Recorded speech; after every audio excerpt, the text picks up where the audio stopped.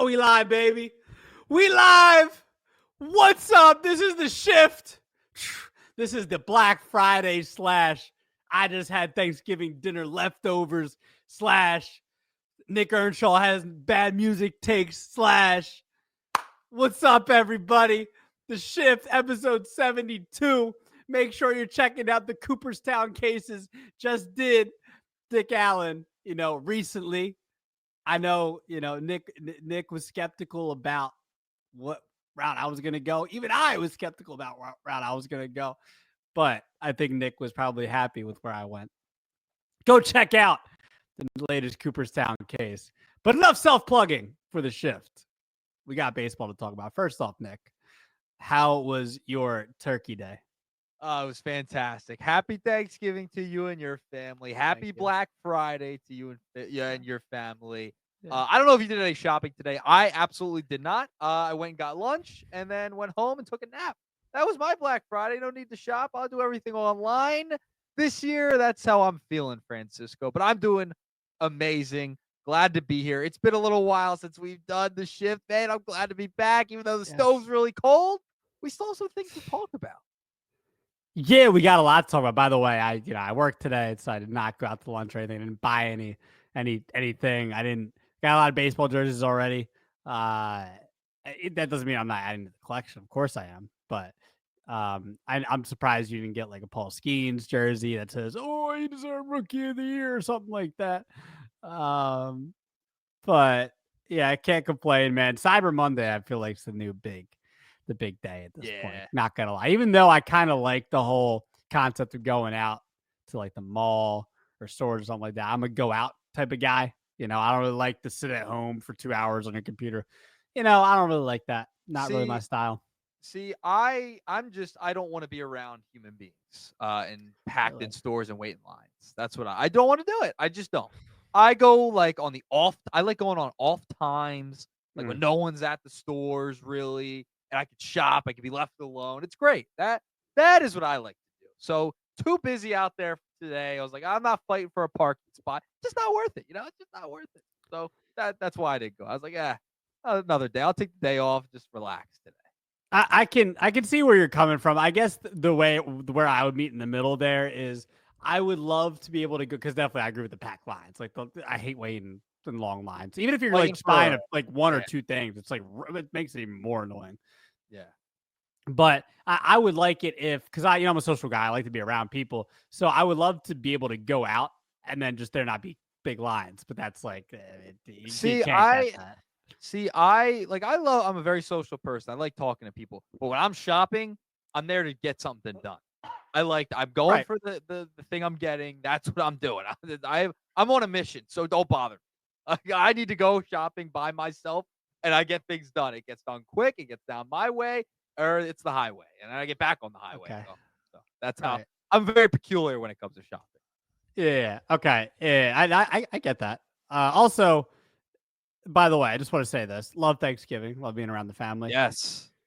I tried because I've always hated stuffing. This year, I tried gravy on stuffing. Mom was like, friend, why don't you try gravy on the stuffing this year? Let's see if you'll like it that way. Nope. Still sucks. You're not a stuffing guy. Stuffing sucks. It's horrible. Stuffing's bad. See, it took me years. It's bad. And cranberry sauce, also one of the worst foods of all time. Cranberry sauce, stuffing, also green beans. You were 2 for 3 there. Stuffing's amazing. Stuffing's fantastic. That's a Gold Glove type of a side dish right there. Okay. Yeah, other than that, you were right. Other than the stuffing, but yeah, stuffing's amazing. It's like the pitcher win. It just doesn't do it. Doesn't do it. And, just had to throw that in there for you. But episode 72, Nick, we're gonna start the show like this because I like the way you phrase this. Gotta do something Black Friday related. Gotta do a little Black Friday theme to start the show. All right, Nick. Why don't you start first? Okay. Give me one free agent who will be a steal or / bargain for whatever team they sign with this offseason. Who you got? Yeah. So my bargain of a player who is still on the free agent market. He's in his, he's in his early 30s, heading into his mid 30s. I think he's 32, I believe, as of right now. This is a guy I feel like, is gonna fly under the radar. Some team will get him, and he will be a productive player for that team. He's been a productive player for the majority of his career, and he's been on two teams every year since 2022. It feels like he gets traded all of the time. He plays on two teams every single year. And this guy is very, very underrated, especially in this postseason where we're talking about Juan Soto. We're talking about Blake Snell getting signed. We'll get him later. Like all the top guys. You got to remember there's going to be some underrated signings from guys you're not really thinking about that aren't at the top of everyone's list. Correct? You're going to have those guys fill in. I think Josh Bell is my guy who you could get for a Black Friday deal, a bargain right now. His spot track, according to Spot Track, his market value right now is $5.2 million, which is a bargain, Francisco, for a contract right now. And Bell, listen, he can hit for power. He can get a big hit when he needs to. He was very good for Arizona in the second half of last year when he got moved over to the Diamondbacks. And Bell's a guy I think you can have on a championship type of team. If he's on like the Marlins, like he started with last year, forget it. You know what I mean? Like he's not going to make that much of an impact. But a Josh Bell on a team that is competitive, then I think this was an absolutely big steal. If you could get him around his market value, no one's really going to be talking about him. He's 32 years of age. I think he's, a little undervalued because overall last year he batted .249 between the Marlins and the Diamondbacks. But these guys been traded like every single year or played for two teams since 2022. But I think he's a guy who, when he can get hot, that's a steal for a contending team. So I'm going to go Josh Bell as my guy who you can get on a bargain. Interesting. I'm looking at Bell's numbers right now. So from, not the same player he was with, 2019 with Pittsburgh. He had that huge year where he hit almost 40 homers, had a 142 OPS plus. That was a crazy. We all remember that was like his big great breakout year. His rookie year, he had a 26 homer year. But, not necessarily the same player since then, obviously. He was Miami and Arizona last season, almost 20 home runs, close to 100 OPS plus. And how much did you say that he is? $5.2 million, according to Spot Track. Yeah, solid That's player. A bargain. Yeah, I hear that. If like you said, Bell's still 32. I can kind of see that. I like where you're going there. He's a bargain on a contending team. If a contender gets him, that is a bargain, because if he's able to get hot in the past two seasons, the second half of the year when he went to that second team, he has gotten really hot.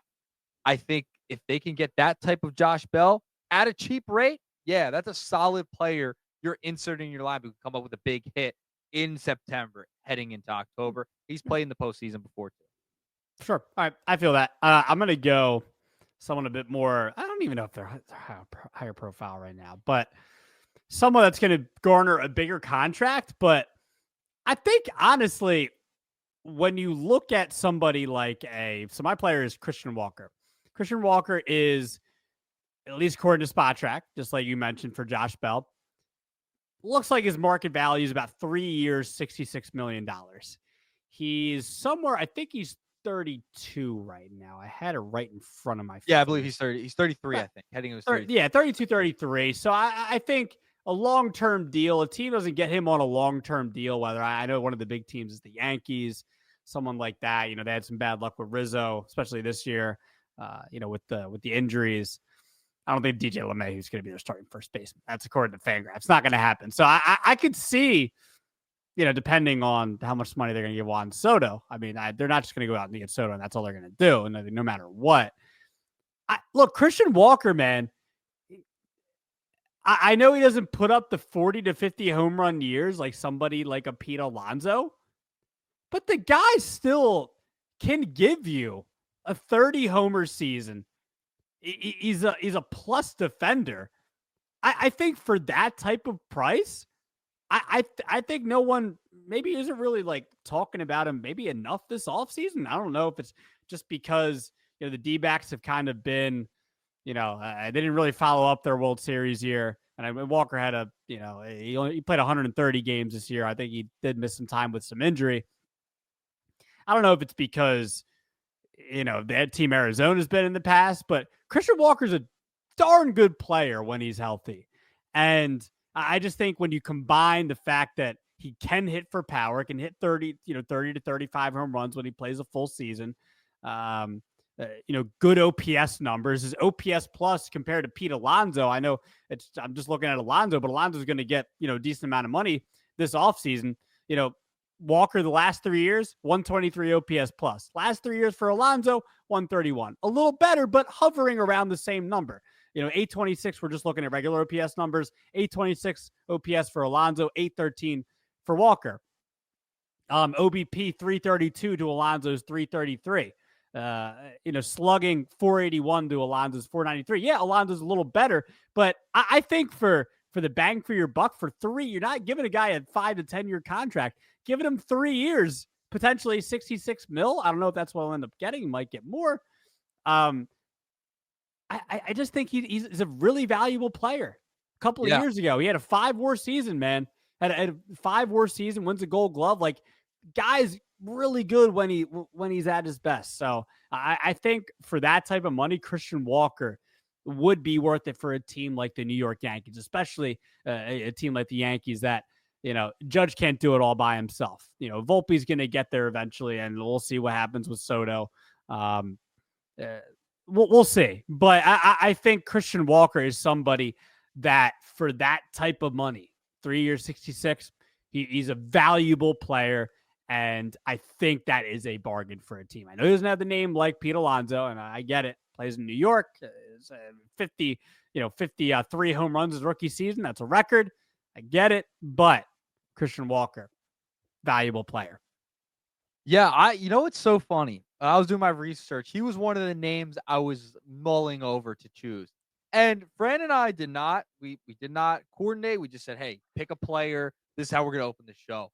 Right. I had a feeling that you were going to go Christian Walker. I know how much you love Christian Walker. I had a really settle down because I have my Randy Johnson jersey. Yeah, no. But no, you like, and I like Christian Walker too. So I think that's a fantastic pick. I said, you know what?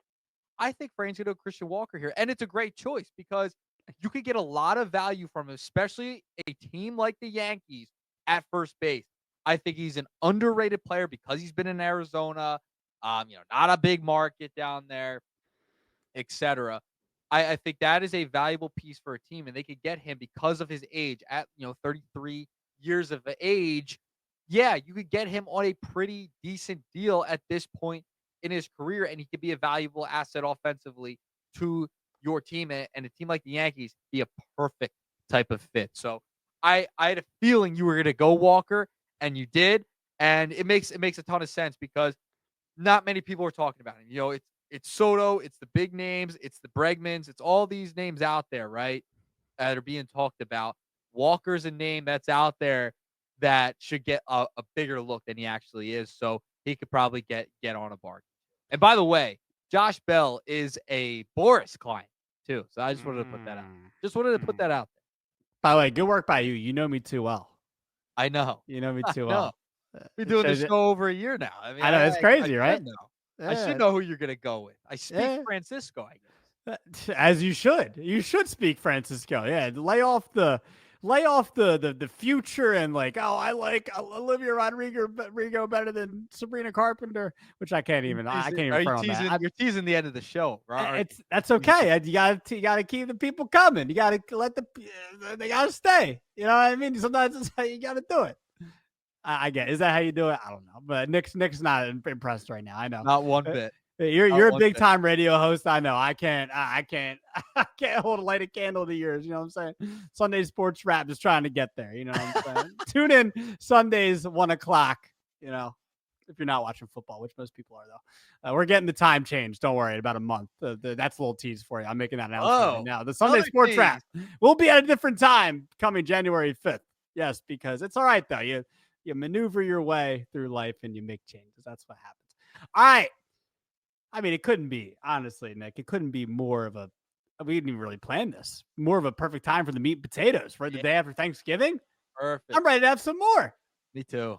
The turkey, not the stuffing. The turkey. Mom's making turkey sliders right now, actually. Shout out to mom, always, innovating for herself and others. Turkey sliders. What do you do? What do you do for leftovers? You a sandwich guy with the turkey, or are you just plain turkey guys? What do you do? Sides guy. Big Okay. sides guy. We go the What's your favorite mashed side? potatoes. Oh, mashed potatoes and stuffing. Best two sides. Had giant bowl of stuffing and mashed potatoes before I jumped on. Yeah, I'm a big sides guy. Love the sides. Had to go stuffing and mashed potatoes. I mean, they're just all-time greats. All-time greats right there. Like, gotta have the corn as well. Gotta have the peeled corn already for you. Yeah, that's where I'm. Okay.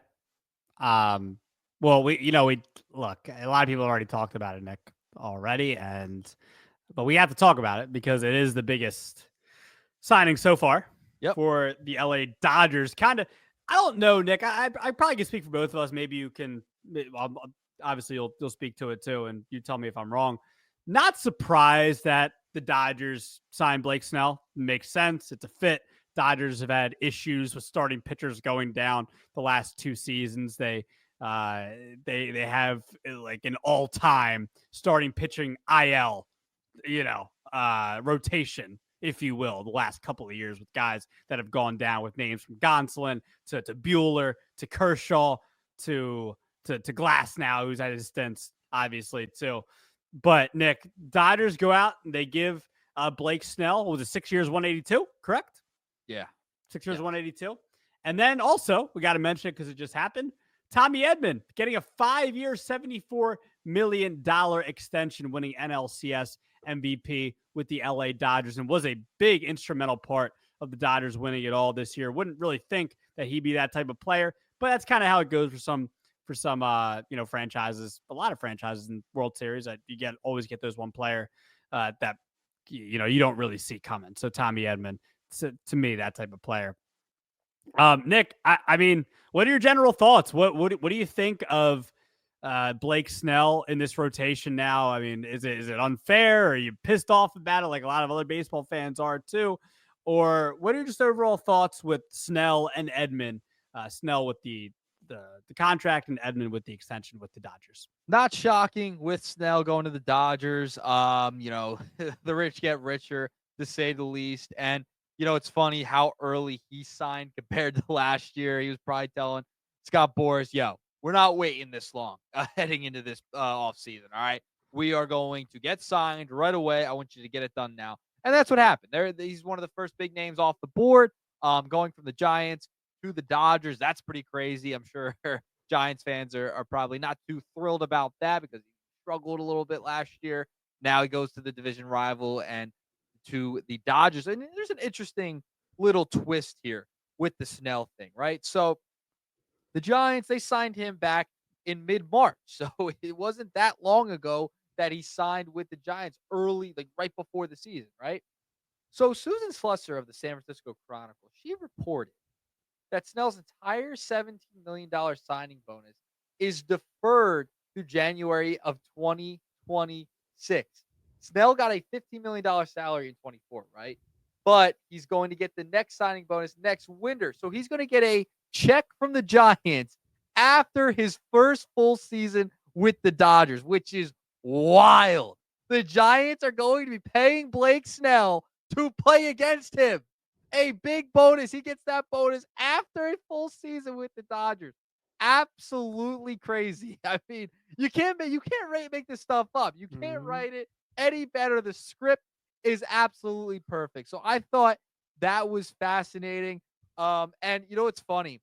So according to Jack Harris of the LA Times, Snell's going to get $52 million signing bonus from the Dodgers and is deferring $60 million of his salary. So what possibly could happen is that Snell could make more money from the San Francisco Giants than the Dodgers, not in 25, but in 2026. Make more.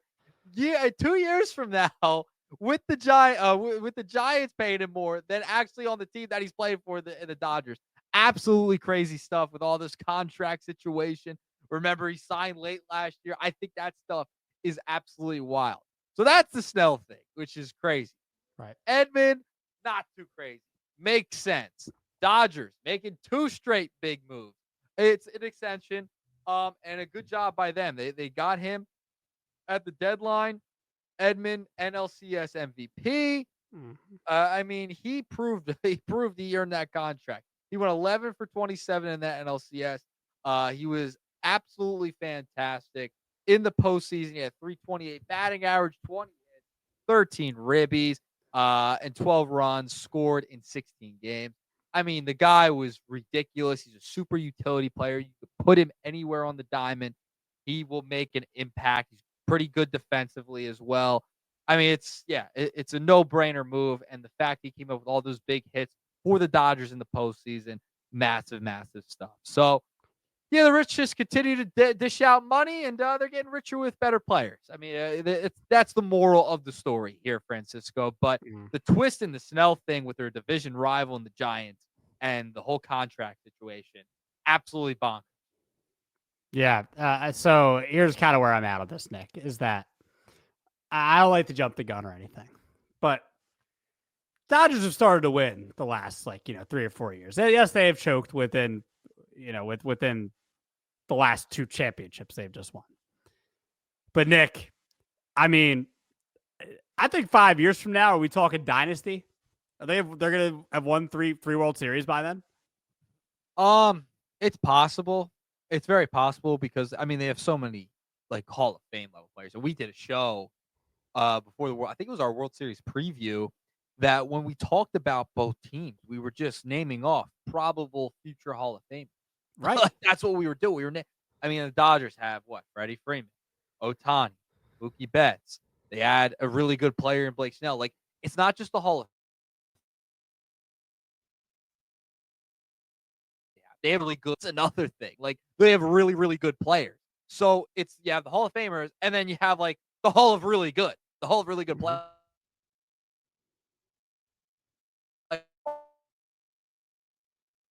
Tommy Edman contributes to that. It's very, very possible that it could happen. I think, if you have all of these talented players, yeah, it's very possible they could win multiple championships, in my estimation. So, Dodgers, yeah, I say 2. I say they get another one. I don't know about 3. I say they get another one. Yeah, I mean, it's definitely Nick. It's definitely tough in baseball. It's not like basketball where you signed KD, you already had Clay, you had Steph, you had Draymond, you had Iguodala as a role player, Sean Livingston. It's not like that, and it's automatic. 3 championships in 5 years, which is pretty much what Golden State did for the most part. They did have a dynasty. This isn't necessarily like that, Nick, but I just think the fact that the Dodgers finally won in 2020 and have solidified that title with the 2024 championship to go along with you quite possibly, when it's all said and done, fingers crossed he stays healthy for the most part of his career, you will have the best baseball player of all time in your franchise to go along with Mookie Betts, who's one of the best players of his generation, Freddie Freeman, one of the best players of his generation. Don't disrespect Will Smith, possibly a future Hall of Famer. You know what I mean? Max Muncy, when he's going at his best, a pretty good power hitter from the left side.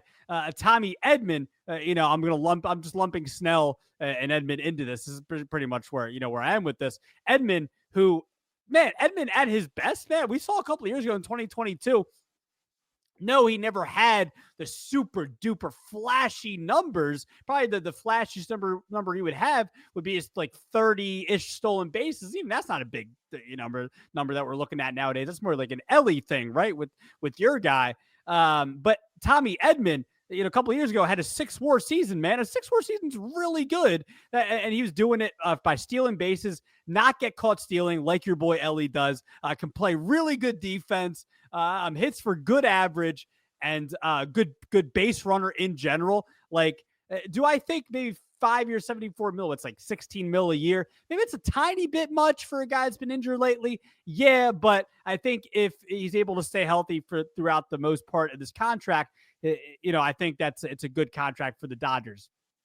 Okay, and there's Tommy Edman, who could be a super utility guy in there. And then the rotation. Let's just have fun.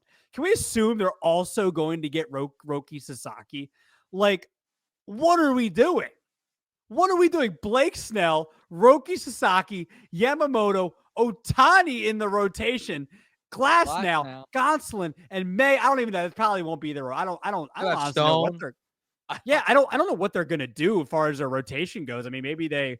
I don't know what they do because you're gonna have like 7 or 8 guys. But either way, it's a good problem to have. And to go along with their bullpen, Michael Kopech. I mean, all automatically, Kopech's looking like one of what he was supposed to be. A couple of years ago with Chicago, even though he was supposed to be a starter. Evan Phillips, all these guys over there. Nick, I'm telling you, like, I've never felt pretty more confident that the Dodgers could be the next dynasty in baseball. That's where I'm at with this, man. I know you're gonna say, "Oh, Fred, no, you're going too far with this." Nah, man. Like they have this window right now, and they still have. You could tell me better than I could say it. Still have a pretty good farm system. I mean, this team's ready to really just keep running it back for the next couple of years. I'm not going to call you crazy for it. I don't think it's that out there of a take that they're going to be a dynasty. I mean, remember, they're on Juan Soto, too. Like, he's a Yankee. I know. Yeah, I know. I'm just saying. Yeah. The good players just keep wanting to play for the Dodgers. Okay? Like, sure. I mean, it's that simple. If they figure out the starting pitching, if they can have healthy starting pitching, yeah, I mean, there's no reason not. They can't win another couple of championships. I think they could get one more within the next 2 years or so. They're going to be competitive, and they're the best player in the world. They're the best player in the world who's a pitcher and a hitter. Like, it's unbelievable. So, yeah, there's no reason not to think that the Dodgers can't be a dynasty at this point, and they just keep adding to their roster. They just added Blake Snell. Like, yeah, really, like, so. I don't think it's that out there of a take. It's very doable for them. They have the money, they have the resources, they have the talent. But like I mentioned before, they have Hall of Fame level players in Mookie and Shohei and Freddie, right? Will Smith, fine. We'll throw him in there for argument's sake. We'll throw him in there. But you have really good, but then you have like a hall of really good on this roster too. Like, yeah, for sure. You have the Edmans, you have the Blake Snells. Like, Blake Snell could maybe, I don't know if he'll be Hall of Fame level, but he's really good, right? Like, you have really good players that might not be Hall of Fame level, but they're really great players to add to this team. So yeah, I mean, last year, you had Teoscar Hernandez, really good player. Like, you have these guys on this roster that just make you like unstoppable. So yeah, Dodgers, it would not shock me if they are the next dynasty in baseball. It's just how good they are and how many good players they have, and they have the money to do it. Right. All right, Nick, you want to introduce the next segment? The next Yeah, man. it's the stove's a little cool right now, okay? It's chilly. I don't know if we can turn it. It might be broken. I'm trying to. That's why I'm about to eat cornbread right now, Nick, because there ain't no stove. Yeah, I am about to have some cornbread while you do this. Yeah, listen, you gotta get creative sometimes. When the stove's a little cold, you gotta maybe use the microwave. I like creativity, you know what I'm saying? Yeah, you gotta use the microwave, or you gotta use something else. The toaster oven. I don't know. You gotta use something, okay? Or eat ice cream or something, man. Like, eat the cold stuff. Yeah, the good stuff. Get a blizzard from Dairy Queen. Get creative. So, I wanted to ask you. It's Thanksgiving. There's certain specific dates coming up for people that make sense, right? And you know how long it takes sometimes for these top level players to really get it going, okay? And I wanted to give you a couple of names and dates and let me know if they are going to sign before or after these dates. Okay? Let me know, because who knows how long. I mean, we just talked about Blake Snell. Montgomery's Blake Snell last year. They signed like yesterday. So yeah, it feels like it just happened, right? Yeah. It's still 2023 off season. Yeah, exactly.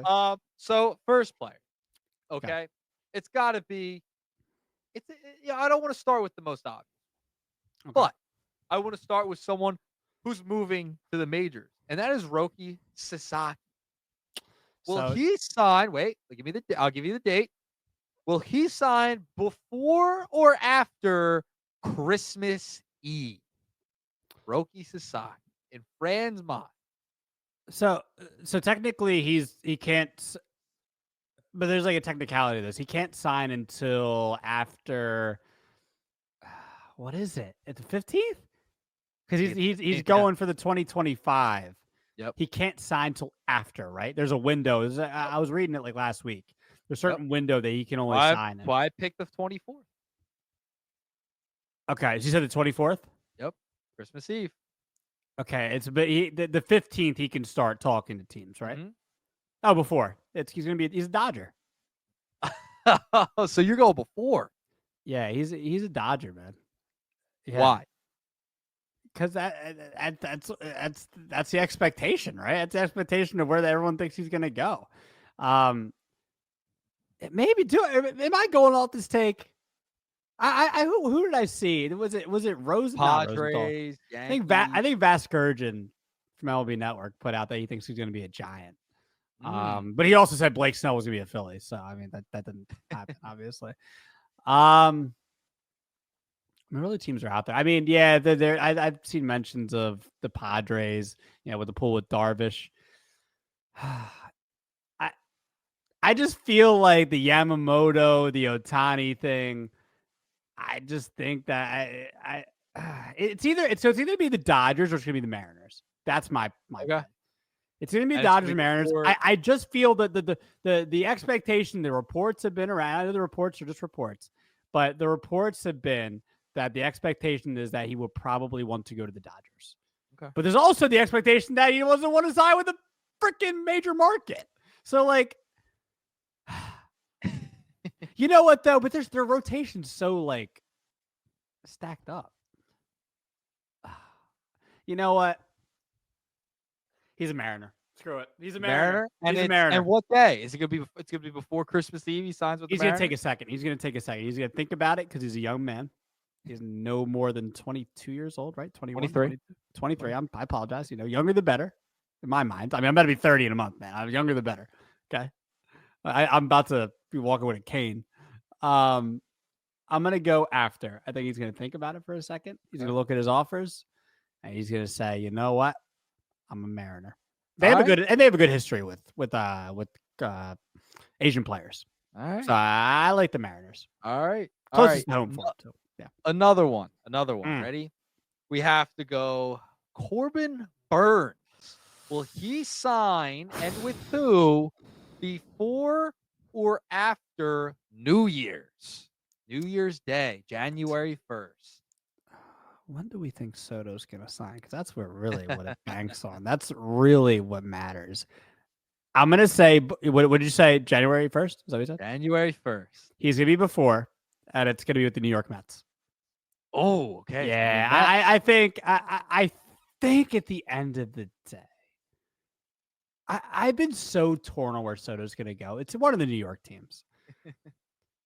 I think he's a Yankee at the end of the day, even though I've gone back and forth on this. I said the Mets like 2 hours ago.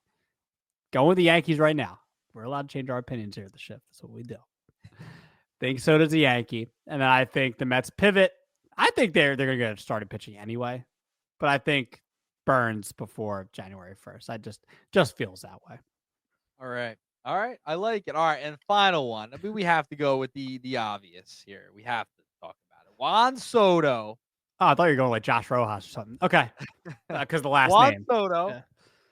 Will he sign where? And you can tell me where too. I know you're thinking Yankees. Yeah, I already just told you. Yeah. Before or after December 5th? Ooh, good question. Thursday. Great question. I'm gonna go after. I think him and Boris are gonna sit down in like their man cave, their lair or whatever. Man room. Yeah, he's gonna say, Hey, Juan, you gotta make sure you take the right bid here, bucko. He doesn't even talk like that. He does these little dumb dad jokes, this Polar Pete stuff. Oh my gosh. It's so brutal with those one-liners. What a cornball. Look at this, bro. I got cornbread. What a cornball. Hold up. before you answer, why the hell are you eating on we're literally on the air and you're eating like a snack? And that my cornbread is my snack of the night. Shout out to the great John Johnson. Shout out to the great John Johnson. Shout out to Big Daddy Graham too. Rest in peace. Oh, snack of the shift.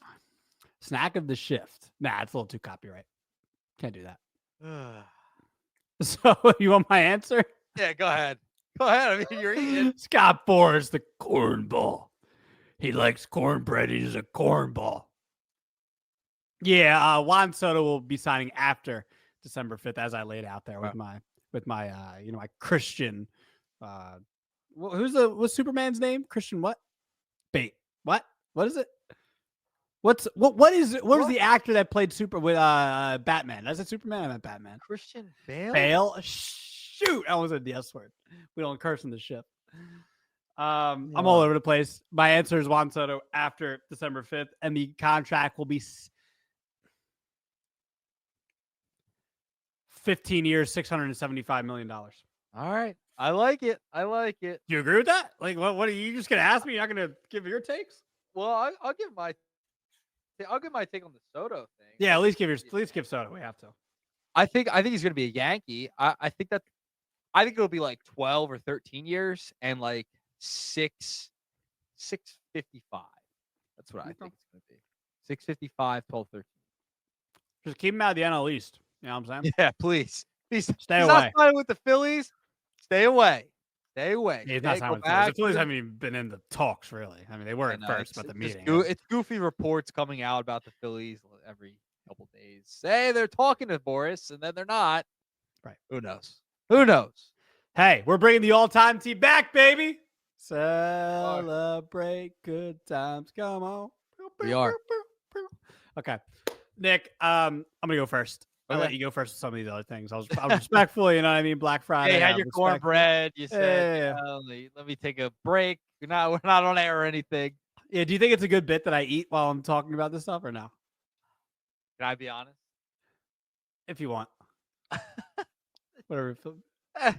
Now? Is that it? All right. I don't know. It was so random. That's the point. That's the point of the show is that we're random as heck. What are we talking about? That's what we do. All right, you want to hear my all-time Toronto Blue Jays team? Yeah, don't chew into the mic while you're doing it either. That's what John Johnson does. That's his bit. Anyway, I guess I'm not John Johnson, right? All right. So we bring the all-time franchise back. We haven't done this in a long time. I can't remember the last time we did the all-time teams. It might have been last offseason, to be honest. Yeah, it's been a while, but we've done the Phillies, we've done the Athletics, we have done the Baltimore Orioles, Reds, Pirates as well, because Ralph Kiner versus Kutch, right? All that stuff. But all right, so we're gonna do Blue Jays this time around. We're gonna go through catcher to starting pitcher / closer plus DH because it's the AL. No lineup. We don't need to. In the past, I've done the lineup thing. It's stupid to do. Just give me every position. Nick, I'll go first. Starting with catcher, Russell Martin. Going to go with Russell Martin. Wasn't a lot of options here, but Russell Martin had a good career. He was a solid Toronto Blue Jay. Going to go Russell Martin. Was a good backstop. Was a key piece to their teams in the mid-2010s when they were trying to win World Series, but did not happen. First base was really tough for me, actually. There were 3 really good candidates that you could have gone with. One of them, I did cry at his Hall of Fame speech a couple of years ago now. Fred McGriff, Hall of Famer. Would have had 500 homers if it wasn't for 1994 with that strike, or so you would assume. But McGriff, Delgado, Carlos Delgado, and John Olerud. You could have gone with any of these 3. All had great careers with the Toronto Blue Jays. But I went Carlos Delgado. I just think he was a monster power hitter for them in the late 90s and early 2000s. Multiple 40-plus homer seasons. There was a year where he had over an 1,100 OPS and was just unbelievable. I remember that 4 home run game he had in Toronto.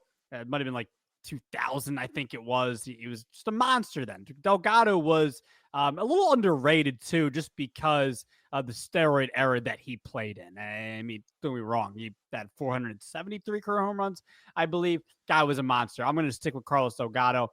Second base, easy. It's Roberto Alomar, Hall of Famer, unbelievable defensive player, was key World Series piece for them in the early 90s. Roberto Alomar, I think he's a 3,000 hit guy as well. So Alomar, 3,000 hit guy, was it a 12-time Gold Glove winner? Unbelievable. Alomar, second base. Shortstop, going Tony Fernandez, all around good player for them. He played all over the infield, but mainly shortstop. I like Tony Fernandez for the Blue Jays. Third base, Josh Donaldson. Could have, I like Edwin Encarnacion too. Somebody like that. You could have went Edwin at first too. Could have went Edwin at first too. You could have, but he's not better than those other three I mentioned. Yeah, but I know you're a 2010s baby, so you probably went with Edwin Encarnacion. I'm just saying. Okay, I'm saying whatever. Yeah. Josh Donaldson. Okay, outfield, Joey Bats, Jose Bautista, the undeniable bat flip, Devin White, or is it Devon White? I don't want to disrespect Mr. White. I forget what it is. I apologize. I should have looked up the pronunciation before the show started. Bad on me, but Nick's the real radio host, so he probably would have looked up the pronunciation. I didn't. Mr. White, you are my outfielder there as well as George Bell. Won an MVP for the Blue Jays way back in '87. Good all-around hitter for the Toronto Blue Jays. I like George Bell. That's my outfield. Jose Bautista, Mr. White, and George Bell. Then I'm going to go with DH, and you'll like this. Actually, why did I? No, my DH is Fred McGriff. I was going to go Edwin Encarnacion. Why didn't I think that over? DH is Fred McGriff. Edwin Encarnacion, sit on the pine, sit on the back of the bench. Hey, maybe you just make the farm system. I don't know, but you know what? No, because Olerud, Vernon Wells, Alex Rios, I'll take all of them over you, Mr. Edwin Encarnacion. So DH is Fred McGriff, the Hall of Famer. Made me shed a tear at his speech, and he deserved it because he's good speech. It's like Obama with the speeches, you know what I mean? Good speaker, Fred McGriff. Pitcher, part of me, for whatever reason, wanted to go Roger Clemens for his two back-to-back pitching triple crown seasons in, was it 97 and 98? Was it 96 and 97? I forget which ones. But I wanted to go Roger Clemens, but, I mean, it's undeniable. Troy Halladay. Halladay had an incredible career in Toronto before he would eventually go to the Philadelphia Phillies. Halladay was one of the best pitchers of his generation. Coming off the rookie year, really like a 10.64 ERA, which I still think is the record highest ERA for a certain minimum amount of innings. But Halladay is my starting pitcher. And then closer, Nick, go with Tom Henke, all-time saves leader. Like Tom Henke. So that rounds out my team, Nick. I will tell you we'll list them off at the end here. But Nick, your turn. All right. I have very, very similar lineup to you. Nothing too crazy off the rails. For catcher, I got to go Ernie Whitt. Early days. I'm not going Russell. Sorry. Didn't spend enough time as much as Ernie Whitt. He was there at the beginning of the franchise, 77 to 89. There a while. So he's from the early days of the Blue Jays. Was a really good defense. Very good defense. But offensively, it was decent. He had some pop. 131 home runs, 518 RBIs, 253 batting average, 327 OBP. Not bad. I just feel like because he spent the longevity there, it's not a position that the Blue Jays have really had a ton of talent at. Russell Martin being talented, but just not long enough for me. So I went Ernie Whitt. Went back to the early days of the franchise for Whitt and the catching position. Okay, first base. All right. I agreed with you. I went Carlos Delgado here. I went Delgado at first base. I agreed with you here. I didn't go Encarnacion. You could have. It was hard for me not to. No. It was hard. He's on the pine, bro. I don't know what you're talking about. He's in AAA right now. He's in AAA.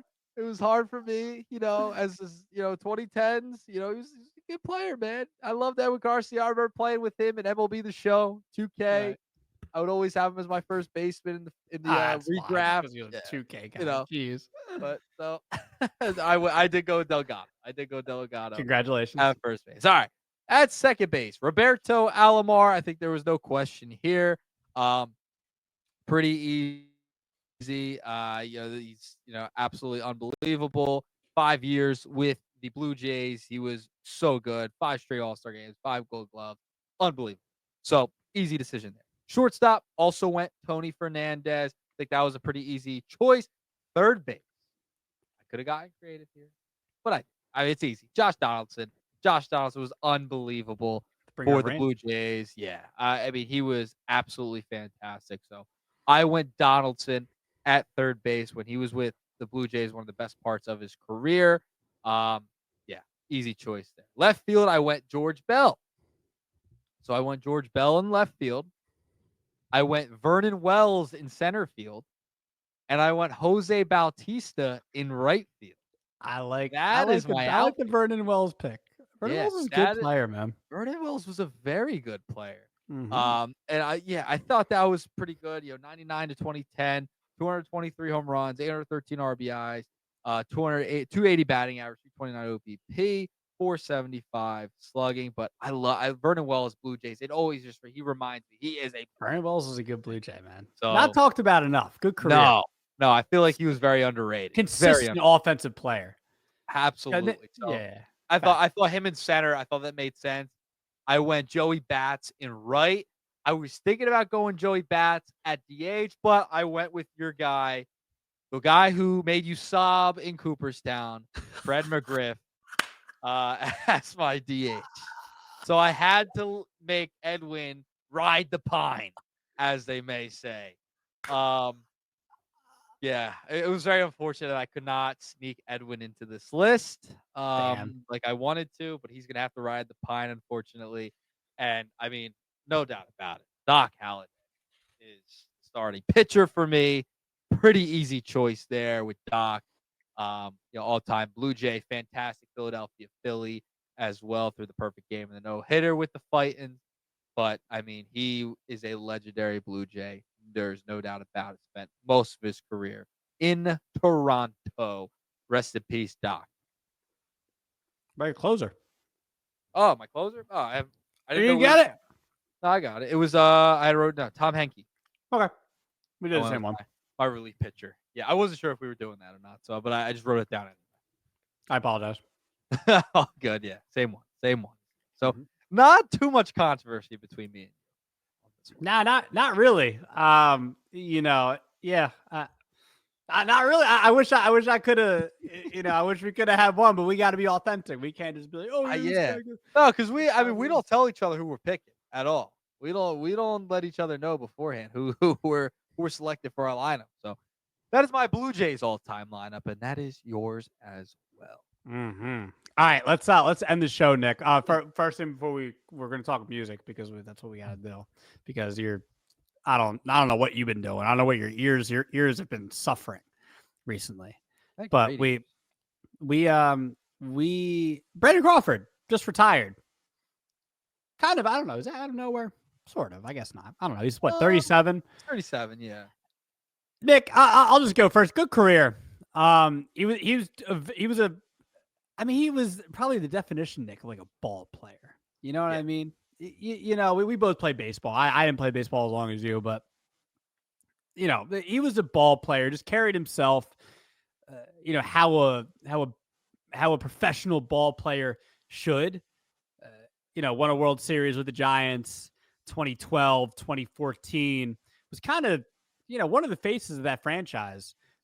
Throughout the 2010s. It's unfortunate he didn't really get to finish his career there, but it's a rarity in today's game. You just don't see it. So he finished his career with the Cardinals.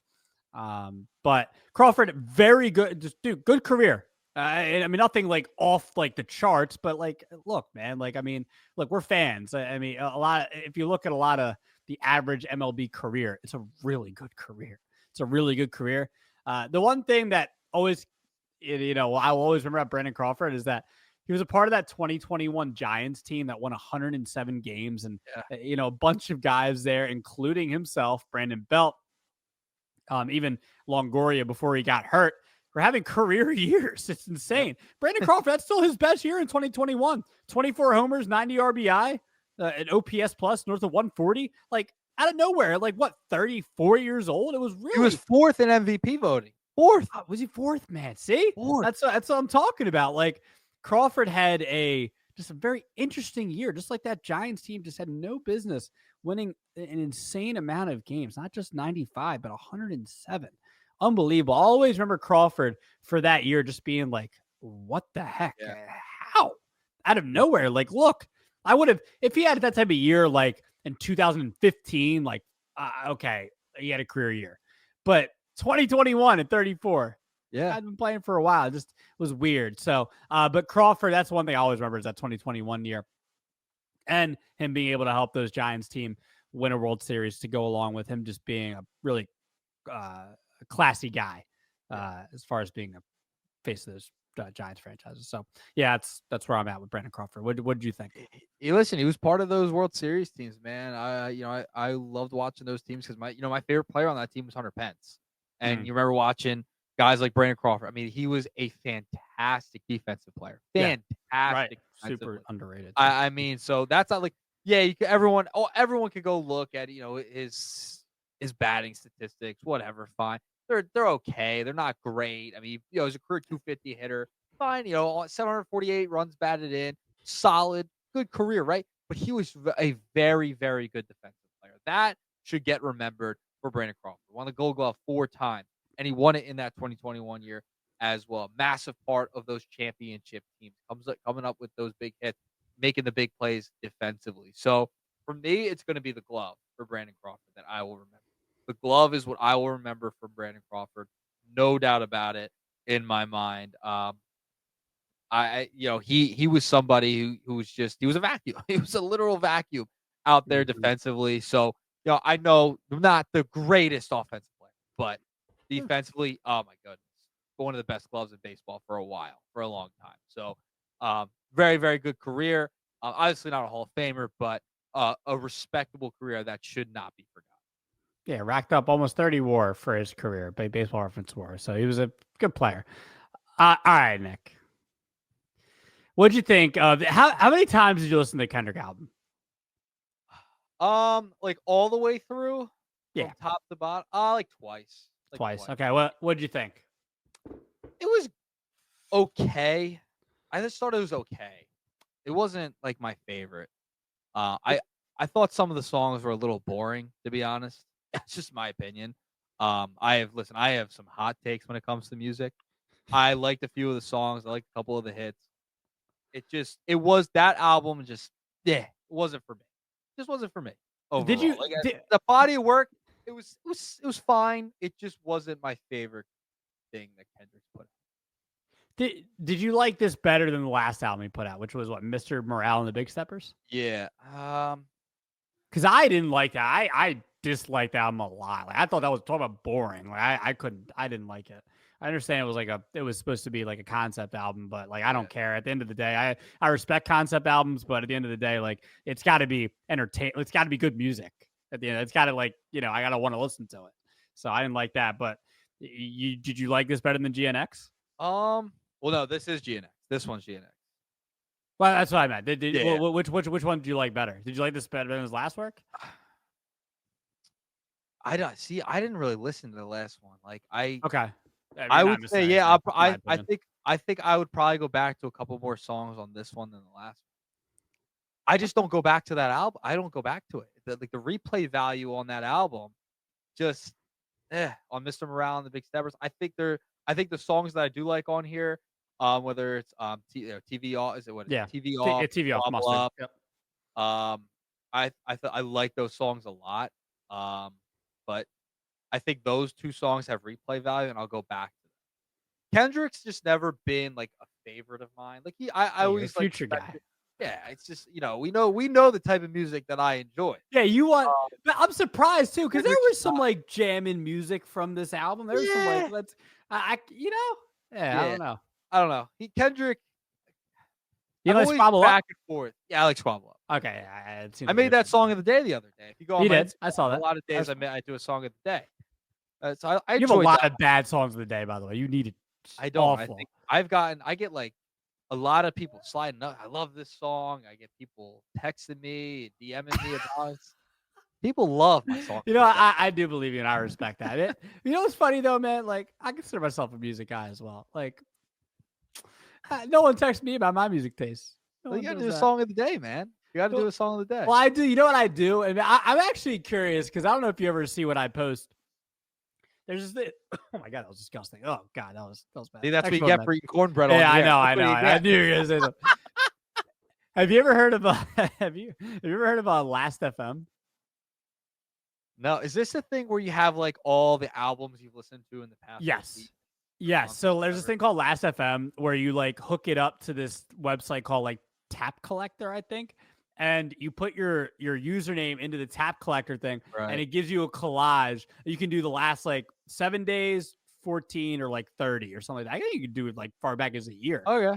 You should. I'm just curious to see what your what Oh, your. mine would be. Yeah, Oh I'm just man. curious. No, it's I think it's fun. Well, I you have like to looking at what I listen to. you have to remember we're getting like Spotify Wrap, the Apple Music Replay. Oh, I coming can't out, wait. so- Oh, you know what? This is my time of year, man. Look, Baseball Hall of Fame, Spotify Wrapped. You Yeah. know, Now, essentially, you put out not really a poll, but you put out a question on Twitter on your personal account regarding Sabrina Carpenter, and you and I have had massive debates about this. Yeah, big- The big tweet pop that you debate. put out was, "Someone please tell Ann Earnshaw short and sweet is the album of the year. It's not even close." I listen. We put the question up for a reason. I think I have great music taste, to say the least. Okay, I really do. I think I have one of the best music tastes ever of all time, to be honest. And I just don't think people truly appreciate my great music taste overall, and and how good of an ear I have. Okay, Sabrina Carpenter and her album. She's probably a nice girl, probably a very nice person. I think she has literally no talent. I'm sorry. That is so I disrespectful. think her album was so bad. I listened to it for you. I was on my drive. I said, you know what? I'm going to turn off my playlist. I'm going to turn off the music that is enjoyable and let me try it out. I will give her a chance. I'm 3 or 4 songs in. I had to shut it off. I don't do that I will give albums a chance. I had to shut it off. It's just her music is not for me. I just don't think it's very good. I think it's very bland. I think it's very boring. She has people arrested, like a guy, if she's sexy, at her concert. She arrests them. She should be arrested. You're just jealous. Putting that She's album hot, out, and she's not arresting you. So no, I can't do Sabrina Carpenter. I'm a bit like, I love Rihanna. I love Ariana Grande. Taylor Swift. Yeah. All right, let's see. This is What about Ed Sheeran? I love Olivia Rodrigo. Love Olivia Rodrigo. I think Olivia Rodrigo miles better than Sabrina Carpenter. And also, Sabrina Carpenter wore the Phillies jersey and the Phillies lost. So that's another reason I have a beef with Sabrina Carpenter. So I'm sorry to say, I am no Sabrina Carpenter fan whatsoever. So I stand by it. And I'm shocked you are. By all the mosh pits you go to, and Yeah, I like different types of music. heavy metal, and you're a Sabrina fan, wild. So she's probably a very nice person. I am not. I just don't enjoy. It's my opinion. We're in the opinion business. It's very boring to me. Very boring. Yeah, I don't really have any words for you. Like Olivia Rodrigo and Sabrina Carpenter are lumped together in the same category. So, I mean, maybe this is her voice. Like, what is it that you don't like? It's just boring. Boring. The music, or like, what are we doing? Because I think she's incredibly talented. Music. She knows how to make good songs. Like, she is a really good artist. I tend to disagree. She seems like she's a good performer. Songs, the actual music. It's great. It's dude. Short and sweet, front to back. Look, I listened to it before the show again, and I had to turn it off. Oh, you did? Oh, good for you for trying. I Good tried. for you. I respect. I cannot do it. I cannot do it. All right. Well, I think next. Olivia Rodrigo to the moon. Well, one of the albums I'll listen to next, what I told you was on my suggested albums, will be the Future album. Well, what was it? We Don't Trust You or whatever? Well, yeah, We Don't Trust You. That was the album with Kendrick was on, like that and all that. So yeah, go. That's the best album this year, no doubt about it. There's no question in my mind We Don't Trust You is the best album this year. It's not even close. Not even close. And that album got nominated for a bunch of Grammys. So just saying. Just saying. So did Sabrina, but Yeah, I know. Yeah, make sure you mention that. I did. I'm just saying. Yeah. There's some great Listen, I know I'm in a minority over here with this. I know. I'm big bad dick. I'm sorry. I don't like Sabrina Carpenter. Can't do it. Hey man, listen. Also, there's also Knock Loose. You won't go before you're supposed to. They just performed on Jimmy Kimmel, breaking down barriers for hardcore and metal. Unbelievable. That album right there, I would suggest that album for you, Nick. You won't go before you're supposed to. You'll love it. I'm sure I won't, but I'll give it a test run. I'll give it a test run. Yeah, you'll probably turn it off after 30 seconds. You and I have the most polar opposite music tastes ever. Well, I mean, we both like rap though. Like, I mean, yeah, but we like different styles. Yes. Yeah, you like trash rap. I like no. See that now you're getting disrespectful. No, I like you're being disrespectful to Sabrina Carpenter. I like 2010s rap. Okay, 2010s rap is where I'm at. 2010. That's fine. I mean, I like 2010s rap too. We just like different, again, like you said, styles. Like I like J. Cole. Shout out to Cole for putting all his mixtapes back on streaming services. Yeah, you need to go back and do your homework. Friday Night Lights, one of the best mixtapes of all time. The Warm Up, one of the best mixtapes of all time. Okay, go back and do your research. They're now on. It is no monster. Monster is the greatest mixtape of all time. Who's that by? Let me guess. Future? Yes. Oh, one of the greatest mixtapes of all time. 56 Nights. I could just keep going. I will. Oh my gosh, we have to put more polls out. Can we do that? What is it? Friday Night Lights versus what? 56 Nights. Monster. Okay. No, Monster. Okay, I'm gonna put that out from the show. I'm gonna do it right now before the show ends. Right now. Do it on your personal. Because okay, you don't think it'd be funny if it was on the shift? Yeah, do it on the personal one. I think that mine. Okay. Tag the shift. Yeah, let's do that. Better mixtape. You said it. Monster by Future. Friday Night Lights by Jake. Friday Night. Yeah, make sure you put the artist in there too. Monster. Okay, I'm gonna put it for a day. Okay, so you'll have till tomorrow night at 9:11 p.m. Friday Night Lights versus Monster. I will put the artists on there as well, just so people know. Actually, no, people will know. I will put that there. Friday Night Lights versus Monster. It is out on my Twitter at Rojas_media_. Nick, I think that's going to end the show. I think we went a while there with the music, but it was okay because we haven't talked music on the show in a while. We needed to get some of this stuff off. Yes. You know what I mean? Look, I'll be respectful and I'm going to listen to some Future. Not right now because I'm on this Lorna Shore album that I want to listen to. And then I sent you a few things to listen to. You did. You got to send them to me. Send me what I got to listen to. And I will listen. I'll be respectful to you. I won't send you any hardcore stuff because I know you'll turn it off after like 30 seconds. I get it. I used to be that guy, for the first 26 years of my life until I, for some reason started developing a different ear for heavy music. But, that's who I am now. But that's how it goes, Nick. Look, Nick, I didn't really. There's some things I didn't figure out about myself till I was 27, 28 years old. You still got time. You're 24, right? 24. There's some things next couple of years you might be like, oh, I'm that person. You never know. The frontal lobe still is developing. That's what I'm saying. I've gotten to the point where, Nick, in about 32 days from now, I will be 30. You know who you are at this point. I know what I'm getting you. I already got an idea of what I'm getting. I was thinking about buying a cane and like a monocle just to walk around with, just to be prepared because I'm old. Like 30 years old. Woo, you're old. Oh man. Listen here, youngin. Listen here. That's gonna do it for the end of the show. The Shift. Nick Earnshaw, Francisco Rojas. We're out.